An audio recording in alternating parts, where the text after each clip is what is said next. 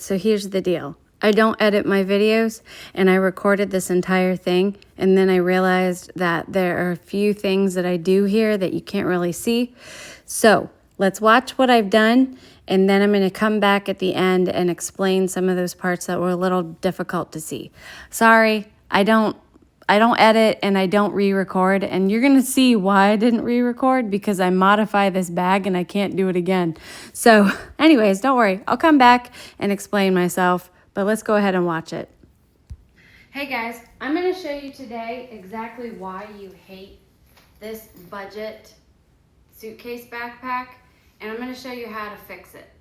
All right, so let's get started. All right, so how big is this bag? And this is what a lot of people will use a bag like this as their personal item.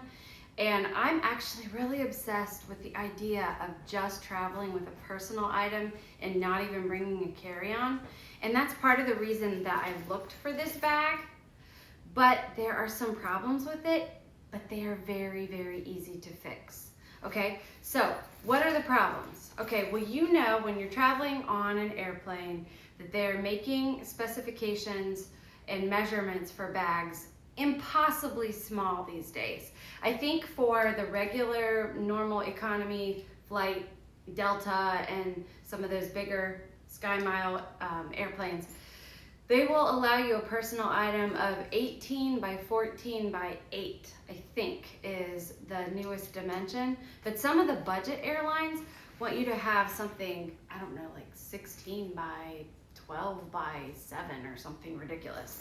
All right, so which means that a bag like this is going to, you need to be as strategic as possible when packing it, but also there's something you can do to make it better. All right, so first of all, let's look at the measurements. This bag is about 17 and a half when it's full by 11 on a good day. And then this is, and I'm gonna tell you, I'll just spoiler alert this, there's only one packing cube in this bag. You can start to see what the problem is, right? And already it is 6 or 7 inches thick. All right, and I promise you, I have nothing in here. Look, I have nothing in this pocket, nothing in this pocket. And I've talked before about that other bag that I used to use, how impossible it is to get into these front pockets when it's packed to capacity. So these pockets become like completely pointless when it's packed full. And don't worry, I'm gonna show you how to fix the problem. But the reason that I liked this bag I showed you before is because I like the organization of it. I don't like a bag that's just a big abyss that you're reaching into. And even if you have to bring your extra packing cubes to organize, I've tried that. And when I'm in the middle of flight, it's impossible to get, there's no room between where your legs are and the floor. It's impossible to get into your bag. And especially searching for stuff, and if it gets all discombobulated down there, you have to just wait until you get off the plane till you can get it. So I like the fact that this one almost opens like a book. It has this front compartment here, it has this back compartment here, and as I showed you in my comparison video a few videos ago, it has 4 sections. This is my library, I call it. This is where I put books and pens and pencils. And it even has like a key leash up here, which is nice. And any documentation. This is the library section. Back here is where I actually keep all my toiletries. I don't travel with a laptop, but this is where I keep my toiletries. And then in the middle is where I have, look, see, I have 1 packing cube in that whole thing. This is my closet, I've called it, because, and I don't bring a packing cube. This is its own packing cube. And then this section, when it's expanded, I can expand it and I can cinch down whatever's in here.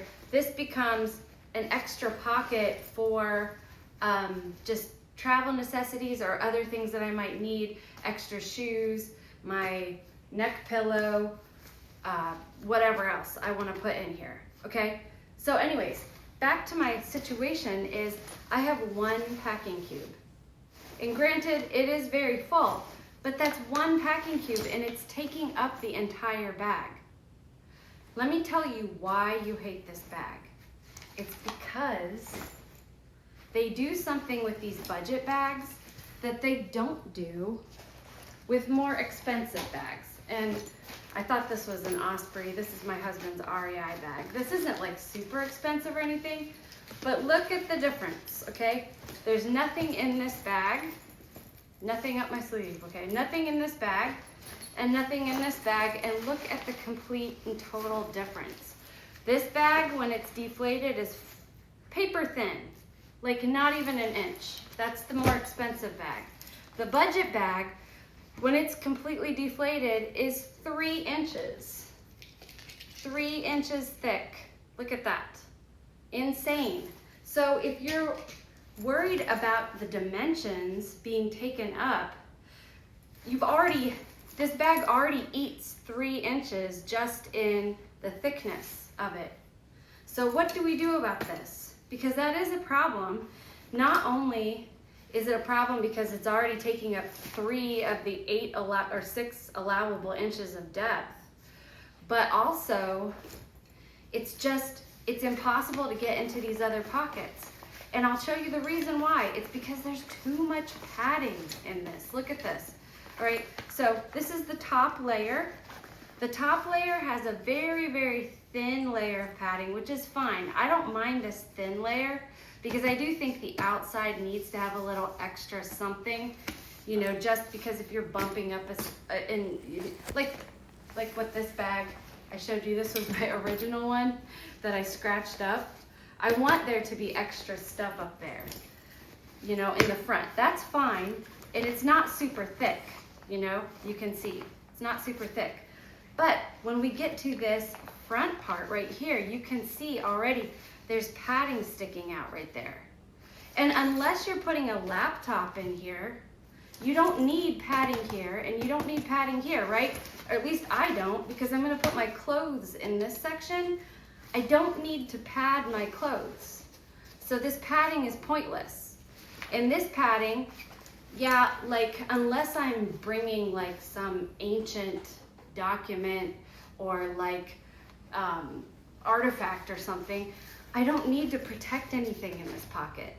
Books are fine. I can put books in there. Books can be carried in a plastic bag, okay? And again, unless I'm trying to keep it completely pristine, I don't need this padding here. I don't need this padding here. Now let's flip to the next section. This is, again, my pocket for miscellaneous travel items, right? Library, closet, toiletries, and then this is anything else extra that I would be packing. Probably, very likely, a neck pillow, an extra jacket or coat, shoes.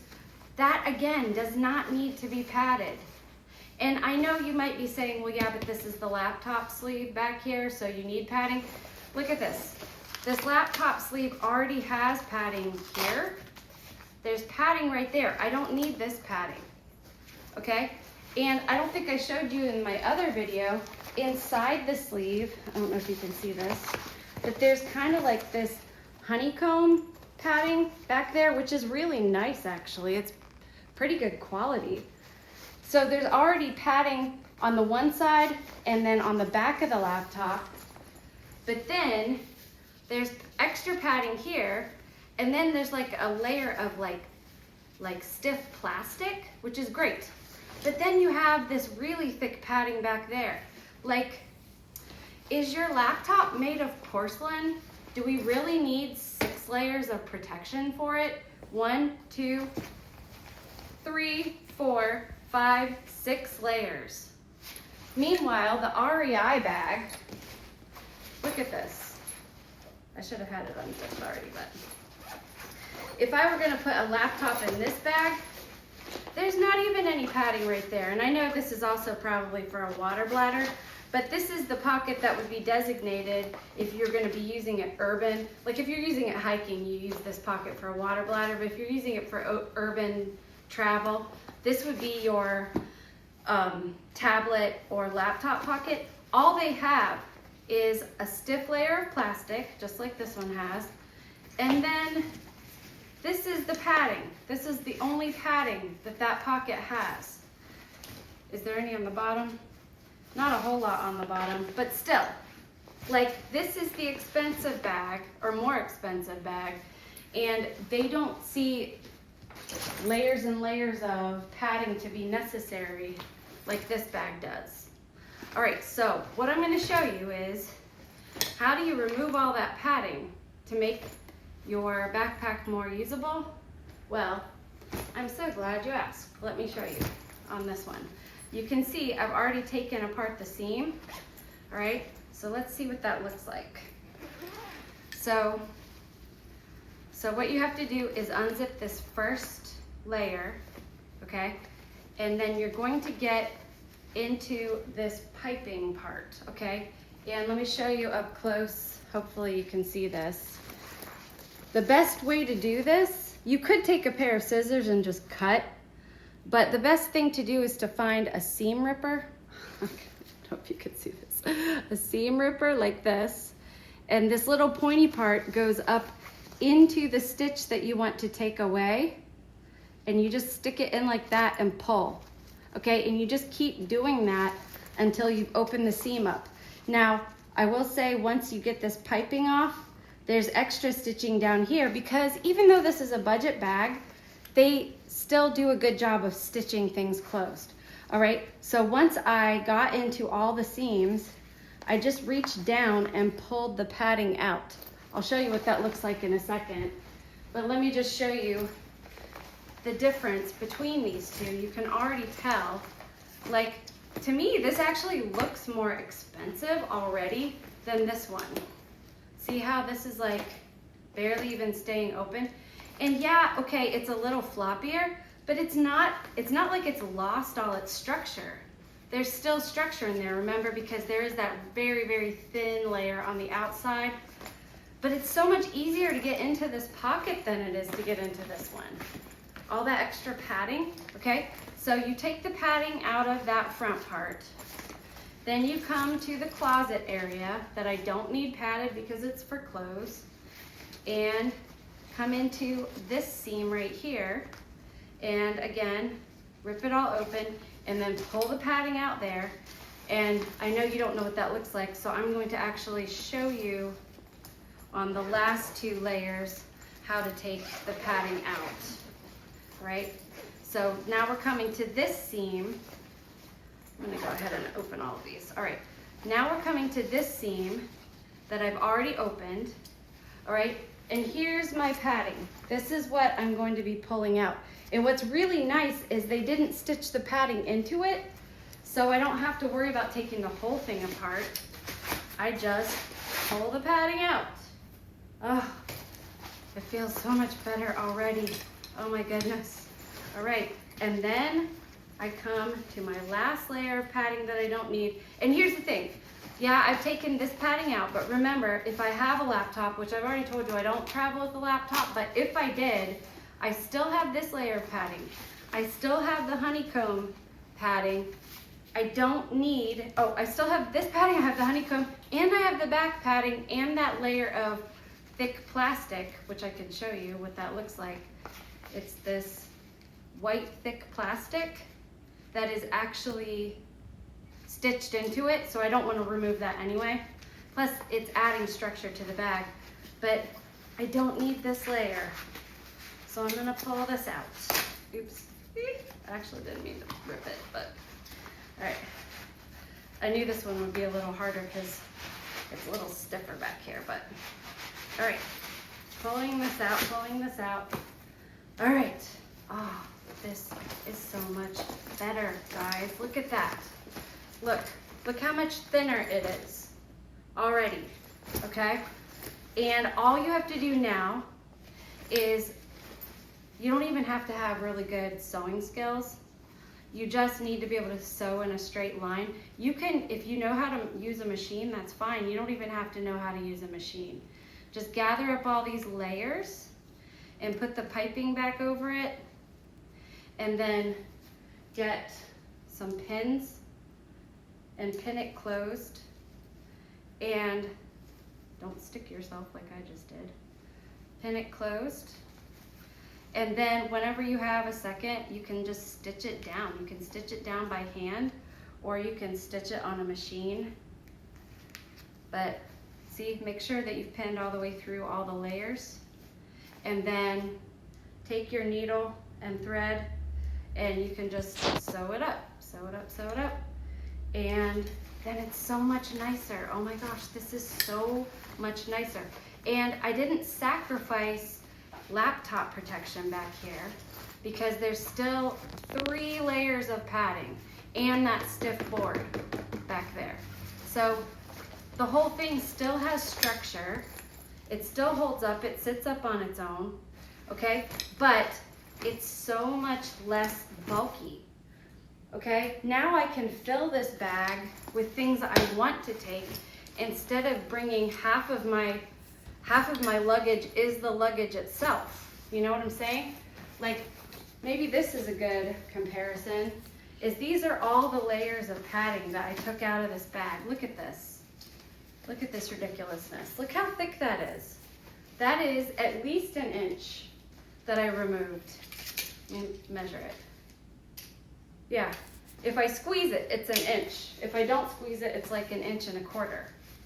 And here's another thing about it, is if you're worried at some point that maybe you have something delicate in this pocket that you want to protect, you can just take one of your pieces of foam and lay it down back in there and put your stuff in, and that way you can use the foam if you need it, but it doesn't have to take up room in your bag if you don't want it.